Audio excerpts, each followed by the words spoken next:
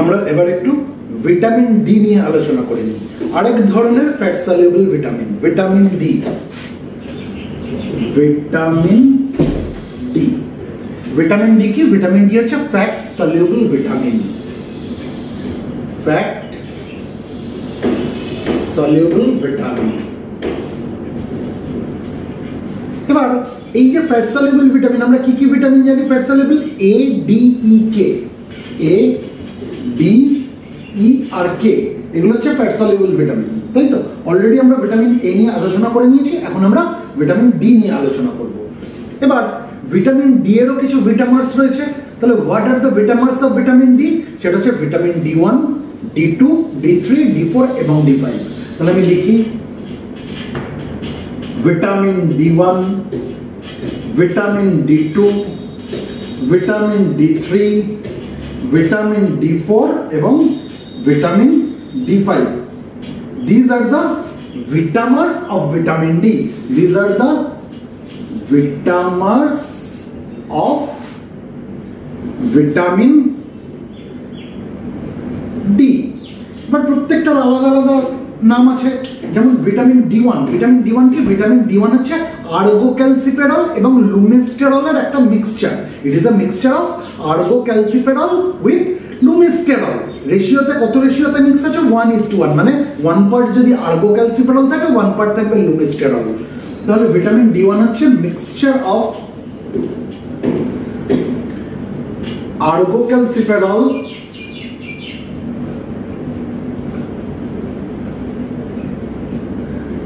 with lumisterol.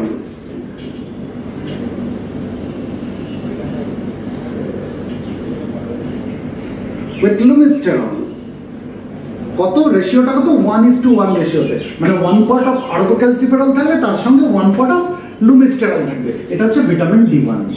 Vitamin D two কি? Vitamin D two কে বলা হয় আর্গোক্যালসিফেরল। ভিটামিন ডি টু হচ্ছে আর্গোক্যালসিফেরল। ভিটামিন ডি থ্রি কি? ভিটামিন ডি থ্রি হচ্ছে কোলেক্যালসিফেরল।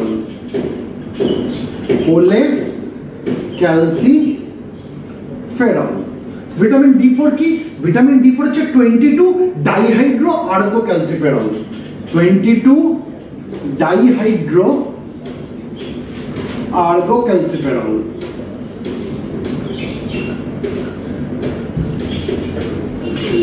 আর ভিটামিন ডি ফোর হচ্ছে 22 ডাইহাইড্রো আর্গোক্যালসিফেরল। আর ভিটামিন ডি ফাইভ কি? ভিটামিন ডি ফাইভ হচ্ছে সিটোক্যালসিফেরল। সিটোক্যালসিফেরল। তাহলে এই যে আমরা ভিটামিন ডি ওয়ান থেকে ডি ফাইভ অব্দি আমরা যে প্রত্যেকটা ভিটামিন ডি এর নামগুলো জানলাম, এর মধ্যে হিউম্যানদের ক্ষেত্রে major type of vitamin D হচ্ছে vitamin D two and vitamin D three, অর্থাৎ আর্গোক্যালসিফেরল এবং কোলেক্যালসিফেরল। এই দুটো হচ্ছে this are major types of vitamin D in humans. This are major types of vitamin D in humans. তাহলে আমরা যে আলোচনাটা করবো সেটা হচ্ছে ভিটামিন ডি টু আর ভিটামিন ডি থ্রি নিয়ে করবো, ঠিক আছে? ভিটামিন ডি টু কে কি বলা হয়? আর্গোক্যালসিফেরল। ভিটামিন ডি থ্রি কে কি বলা হয়? কোলেক্যালসিফেরল। তাহলে এটা আমি মুছে আমরা এবার এই দুটো নিয়ে আলোচনা করব।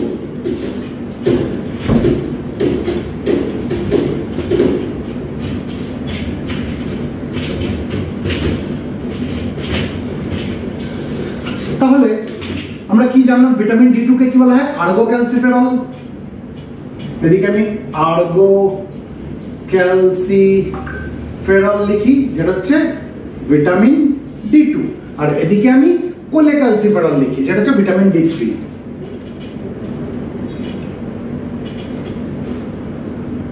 কোলেক্যালসিফেরল, এটা হচ্ছে vitamin D three.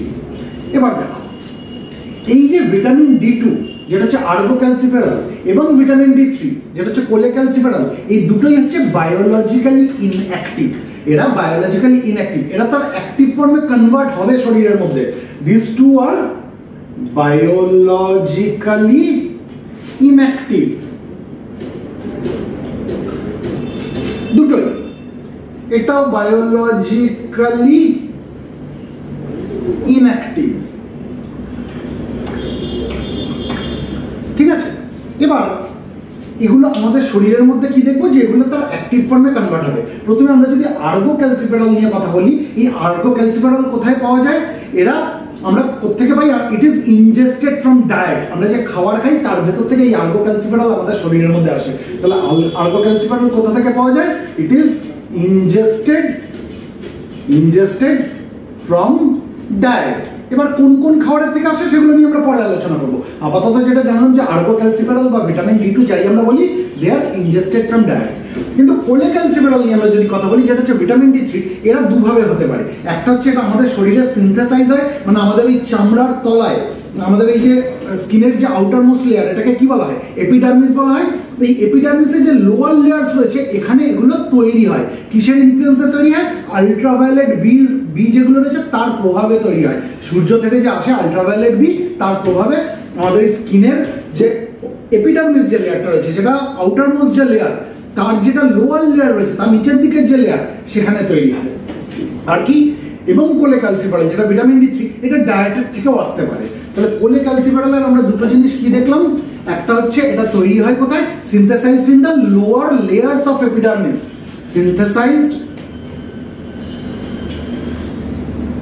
synthesized in the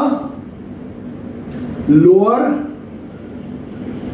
layer of epidermis। ঠিক আছে? কিসের প্রভাবে তৈরি হচ্ছে? Due to the influence of ultraviolet B rays coming from the sun. মানে আলট্রাভায়োলেট বি যে সূর্য থেকে আসছে, তার এক্সপোজারে আমাদের এপিডার্মিসের নিচের দিকের লেয়ারে এই কোলেক্যালসিফেরল তৈরি হয়। আরেকটা কিভাবে আমাদের শরীরে কোলেক্যালসিফেরল ঢোকে? ইট is ingested from diet. It is ingested from diet. তাই তো? তাহলে এই দুটো ডিফারেন্স আমরা বুঝে গেলাম। এবার সেটা আমরা ডায়েট থেকেই আমরা ইনজেস্ট করি বা আমাদের স্কিনের মধ্যে তৈরি হোক, যেভাবেই হোক, এই দুটো ফর্মই হচ্ছে দে আর বায়োলজিক্যালি ইনঅ্যাক্টিভ। তাহলে এটাকে অ্যাক্টিভ ফর্মে কনভার্ট হতে হবে আমাদের শরীরের মধ্যে। এবার কি হয় দেখো, এটা আমি মুছছি, আমি লাঞ্চ করবো না।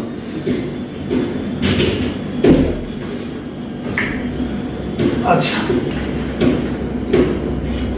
এবার এই আর্গোক্যালসিফেরল বলি বা কোলেক্যালসিফেরল বলি, এরা আমাদের লিভারের মধ্যে কনভার্টেড হয়ে যায় কিসে? ক্যালসিফেডিওলে কনভার্টেড হয়ে যায়। কিসে কনভার্ট হয়ে যায়? ক্যালসিফেডিওল। ক্যালসিফেডিওলে কনভার্ট হয়ে যায়। মানে কোথায় এটা কনভার্ট হচ্ছে? It is converted in the liver. তাহলে আমি যদি আর্গোক্যালসিফেরল বলি বা কোলেক্যালসিফেরল বলি, দে আর converted in the liver to calcifediol। calcifediol বানান ভুল লিখলাম, calcifediol। ঠিক আছে? তাহলে এই যে ক্যালসিফেডিol যেটা তৈরি হলো, এটাকে কি, এটা অ্যাকচুয়ালি কি জানো? এটা হচ্ছে 25 হাইড্রক্সি কোলেক্যালসিফেরল। এটাকে বলা হয় 25 হাইড্রক্সি কোলেক্যালসিফেরল। ঠিক আছে? তাহলে এই আর্গোক্যালসিফেরল এবং কোলেক্যালসিফেরল এরা দুজনেই কি দেখবো আমরা, যে লিভারে এসে কিসে কনভার্ট হয়ে গেছে? 25 হাইড্রক্সি কোলেক্যালসিফেরলে। 25 হাইড্রক্সি কোলেক্যালসিফেরল, যেটার নাম কি? যেটার নাম হচ্ছে ক্যালসিফেডিওল। যেটার নাম হচ্ছে ক্যালসিফেডিওল। এবার এই যে ক্যালসিফেডিওল, এটা আবার কিডনিতে এবং কিছু ইমিউন সিস্টেমের সেলে কনভার্ট হয়ে গিয়ে এটা ক্যালসিট্রল তৈরি করে। এটা কি তৈরি করে? এটা ক্যালসিট্রিয়ল তৈরি করে। ক্যালসিট্রিয়ল। ঠিক আছে? ক্যালসিট্রিয়লটা কি? ক্যালসিট্রিয়ল হচ্ছে 1,25 ডাইহাইড্রক্সি কোলেক্যালসিফেরল। মানে এটাকে এইভাবে লেখা হয় 125 ডাইহাইড্রক্সি কোলেক্যালসিফেরল।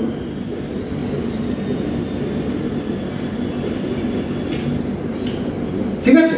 তাহলে ক্যালসিফেডিওল যখন ক্যালসিট্রিয়লে কনভার্ট হয়ে গেল, এই ক্যালসিট্রিয়লটাই হচ্ছে কিন্তু biologically active form. This ক্যালসিট্রিয়ল is biologically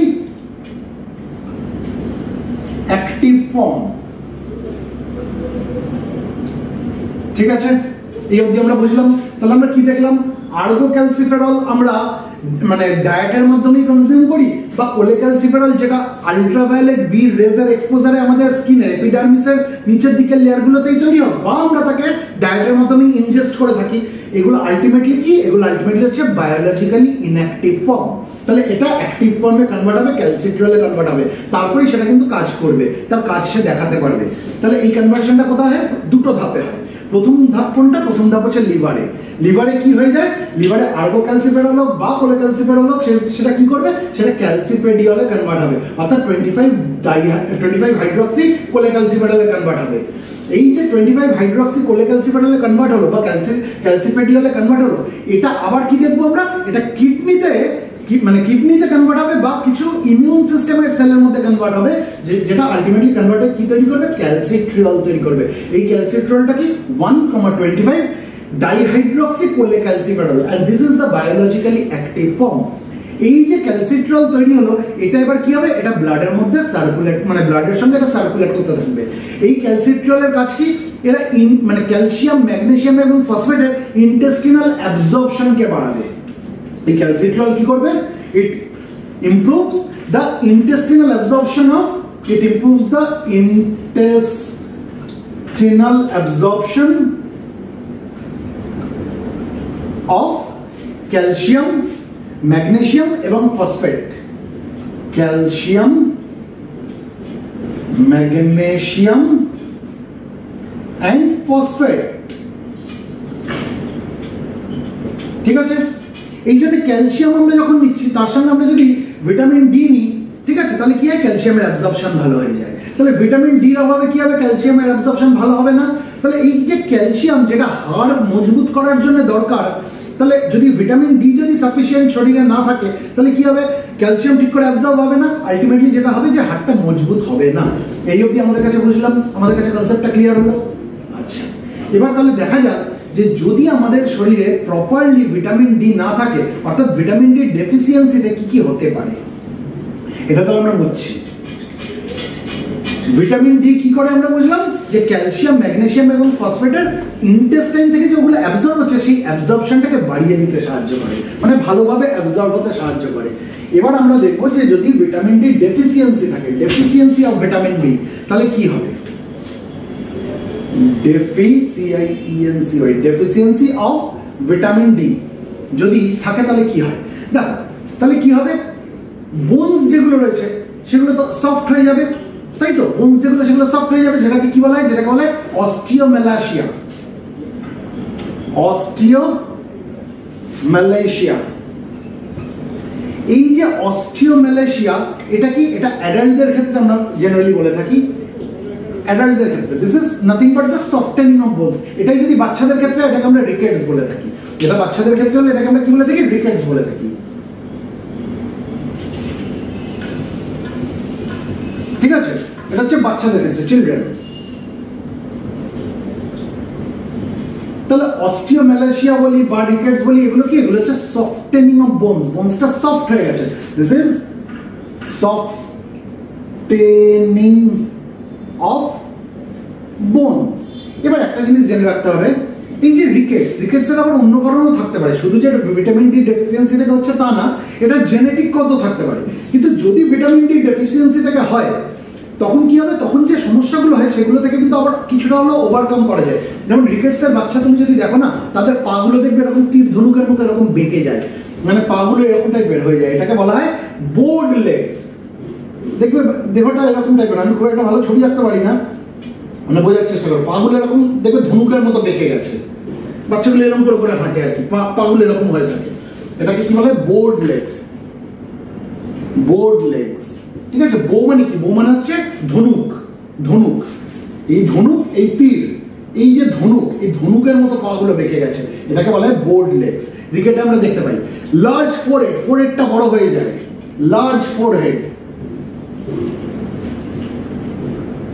large forehead. আর কি আমরা দেখতে পাই? স্টান্টেড গ্রোথ, তার গ্রোথ আটকে যায়।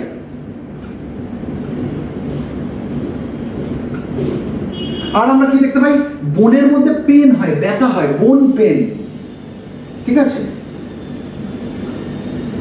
তার মানে কি বোনের মধ্যে আমরা কি দেখছি, হাড়ের মধ্যে ডিফর্মিটি আসছে, তাই না? ডিফর্মিটি হয়ে যাচ্ছে। এই ডিফর্মিটি মানে এই রিকেটস যদি ভিটামিন ডি ডেফিসিয়েন্সিতে হয় তাহলে কিন্তু এই ডিফর্মিটিগুলো থেকে কিছুটা হলেও ওভারকাম করা যেতে পারে। দিস বোন ডিফর্মিটি মে ইমপ্রুভ ওভার টাইম যদি তাকে ভিটামিন ডির সাপ্লিমেন্টেশন দেওয়া হয়। হ্যাঁ, অকেশনালি সার্জারির দরকার পড়ে ডিফর্মিটিগুলো কারেক্ট করার জন্য, কিন্তু যদি খুব বাড়াবাড়ি যদি না হয়ে গিয়ে থাকে ভিটামিন ডি সাপ্লিমেন্ট দিলে কিন্তু এই রিকেটের ডিফর্মিটিগুলোকে কিছুটা হলেও ইনফর্ম করা যেতে পারে, মানে ইমপ্রুভ করা যেতে পারে। এই যে বোন যে ডিফর্মিটি হচ্ছে, বোন ডিফর্মিটিগুলো কিছুটা হলেও ইমপ্রুভ করা যেতে পারে। তাহলে রিকেটস আমরা কাদের ক্ষেত্রে বলবো? বাচ্চাদের ক্ষেত্রে বলবো। সেটা যখন অ্যাডাল্টের ক্ষেত্রে হয়ে যাচ্ছে আমরা কি বলছি, মানে ভিটামিন ডি ডেফিসিয়েন্সির জন্য যখন দেখছি যে বোনগুলো সফট হয়ে যাচ্ছে সেটাকে আমরা বলছি অস্টিওমেলাসিয়া। বোঝাতে পারলাম? তাহলে যদি ডেফিসিয়েন্সি অফ ভিটামিন ডির কারণে যদি বলা হয় যায় যে কি কি হতে পারে, ভিটামিন ডি ডেফিসিয়েন্সি হয়ে গেছে কি কি হতে পারে, তাহলে আমরা কি বলবো? আমরা বলবো অস্টিওমেলাসিয়া হতে পারে বড়দের ক্ষেত্রে, আর রিকেটস হতে পারে বাচ্চাদের ক্ষেত্রে। এই অবধি পরিষ্কার? তাহলে এবার আমরা যেটা জানবো সেটা হচ্ছে যে কোন কোন সোর্স থেকে আমরা ভিটামিন ডি পাই। একটা তো বুঝে গেলাম সূর্যের আলো, আলট্রাভায়োলেট বি রে আসছে, সেটাই আমাদের শরীর নিজেই ভিটামিন ডি তৈরি করে ফেলছে। কোথায় তৈরি করছে? স্কিনের যে এপিডার্মিস আছে, মানে outer most layer of the skin, সেই আউটার মোস্ট লেয়ারের যে নিচের দিকের যে লেয়ার, সেই যেটাকে এপিডার্মিস বলি, তার নিচের দিকের লেয়ারগুলোর মধ্যে কি হয়? এই ভিটামিন ডি সিনথেসিস হয়, তাই তো? এটা ন্যাচারাল, সূর্যের আলো থেকে আসছে, আমাকে কিছু মানে ডায়েট ইনজেস্ট করে সেই ভিটামিন ডি পেতে হচ্ছে না। এবার যখন আমরা ডায়েট নিচ্ছি, যখন আমরা খাবার খাচ্ছি, আমরা যখন ফুড কনজিউম করছি, কোন কোন ফুডের মধ্যে ভিটামিন ডি পাই সেটা নিয়ে আলোচনা করে দেবো। খুব অল্প কিছু ফুড আছে যার মধ্যে আমরা ভিটামিন ডি পাই, ঠিক আছে? কিসের কিসের মধ্যে পাই ভিটামিন ডি? তাহলে তার সোর্সগুলো জানি। সূর্যের আলো তো একটা বড় সোর্স। আমি বলছি খাবারের কোন সোর্স আছে, যেমন এগ ইয়ক, ঠিক আছে? এগ ইয়ক মানে ডিমের কুসুম, এগ ইয়ক। তার মানে আমরা যদি ডিম খাই আমাদের শরীরে কি যাবে? ভিটামিন ডি যাবে। আমরা যদি ফিশ লিভার অয়েল খাই, যেমন হচ্ছে উদাহরণ দিতে গেলে কড লিভার অয়েল, তাহলে আমাদের শরীরে ভিটামিন ডি যাবে। তাহলে দুই হচ্ছে fish liver oil, fish liver oil. তাহলে আমি লিখে দিই such as cod liver oil, তাহলে মনে থাকবে such as cod liver oil, ঠিক আছে? তাহলে আমরা এগ ইয়কে পাচ্ছি, ফিশ লিভার অয়েলে পাচ্ছি, আর আমরা কোথায় পাই? দুধে পাই, দুধ, মিল্ক। এবার কিছু খাবার আছে যার মধ্যে ভিটামিন ডি ফোর্টিফাই করা থাকে, যেমন অনেক সময় দেখা যায় যে ফ্রুট জুস যে ড্রিঙ্কগুলো রয়েছে, ফ্রুট জুসের drink which are fortified with vitamin D, তার মধ্যে ভিটামিন ডি ভরা রয়েছে। আমরা যদি সেরকম ধরনের ড্রিঙ্ক খাই তাহলেও আমাদের শরীরে ভিটামিন ডি যেতে পারে। তাহলে fruit juice drinks which are fortified with vitamin D, fruit juice drinks which are fortified with vitamin D। শুধু ফ্রুট জুস ড্রিঙ্ক কেন? এরকম আমরা যে খাবারের মধ্যে ভিটামিন ডি দিয়ে দ্বারা ফর্টিফাই করা রয়েছে সেটা খালি আমাদের শরীরে ভিটামিন ডি যাবে, ঠিক আছে? অনেক সময় মিল্ক প্রোডাক্ট, চিজ এগুলোর মধ্যেও থাকে আমরা জানি। আর কিসের মধ্যে থাকে? কিছু কিছু মানে মাছ আছে যেগুলোকে বলে ফ্যাটি ফিশ, যেমন সার্ডিন বা সালমন, ঠিক আছে? এগুলো খেলে আমাদের শরীরে ভিটামিন ডি যায়। তাহলে 5 নম্বর কি বলতে পারি? Fatty fish. উদাহরণ কি দিতে পারি? সার্ডিনস, সার্ডিন মাছ বলি না, সার্ডিনস, সালমন, এই মাছগুলো, এগুলো হচ্ছে, এগুলো খেলেও আমাদের শরীরে ভিটামিন ডি যায়। আর কিছু ফাঙ্গাল সোর্স থেকে আমাদের শরীরে ভিটামিন যেতে পারে, কিছু ফাঙ্গাল সোর্স, ঠিক আছে? সাম ফাঙ্গাল সোর্স, সাম। তাহলে কি কি জানলাম? খাবারের মাধ্যমে আমাদের শরীরে ভিটামিন ডি কিসের থেকে যাচ্ছে? খুব বেশি খাবার থেকে যায় না, যেমন এগ ইয়ক ডিমের কুসুম থেকে যায়, তাই তো? তার মানে আমরা যদি ডিম খাই আমাদের শরীরে ভিটামিন ডি যাবে। ফিশ লিভার অয়েল থেকে যাবে, such as cod liver oil. দুধ থেকে আমাদের শরীরে ভিটামিন ডি যাবে। ফ্রুট জুস ড্রিঙ্ক যেগুলো নাকি ভিটামিন ডি দ্বারা ফর্টিফাই করা রয়েছে, fruit juice drink which are fortified with vitamin D, সেখান থেকে আমরা পাবো। ফ্যাটি ফিশ থেকে পাবো, যেমন সার্ডিন বা সালমন, আরো অনেক ফ্যাটি ফিশ আছে, ঠিক আছে? এগুলো থেকে পাবো। আর কিছু কিছু জায়গায় আমরা দেখবো যে কিছু ফাঙ্গাল সোর্স থেকেও যায়, এগুলোর এত ডিটেলস আমি যাচ্ছি না। তাহলে আমাকে যদি কেউ বলে what are the sources of vitamin D, যেটা নাকি আমরা খাবারের কোন সোর্স থেকে পাবো, সেগুলো আমরা এগুলো বলতে পারি। বোঝাতে পারলাম?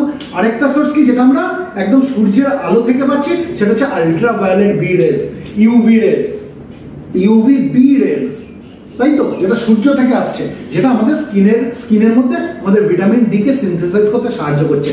স্কিনের একদম বাইরের যে লেয়ার, স্কিনের আমাদের লেয়ার কি, বাইরের লেয়ারটাকে বলা হয় এপিডার্মিস, এপিডার্মিস, তার নিচের লেয়ারটাকে বলা হয় ডার্মিস, ঠিক আছে। এই যে এপিডার্মিস, আমরা যখন স্কিন নিয়ে পড়াশোনা করবো দেখবে এই এপিডার্মিসেরও কিছু লেয়ার রয়েছে, কিছু সাব লেয়ার রয়েছে। এই এপিডার্মিসের নিচের দিকের লেয়ারে কি হয়, এই ভিটামিন ডি সিনথেসাইজ হয়, ঠিক আছে। কোন ভিটামিন ডি এর কথা বলছি আমি, কোলেক্যালসিফেরল, অর্থাৎ ভিটামিন D3, ভিটামিন D3। তাহলে এই অবধি কিন্তু মোটামুটি আমাদের কাছে একটা ভিটামিন ডি এর কনসেপ্ট আমাদের কাছে ক্লিয়ার হয়ে গেল।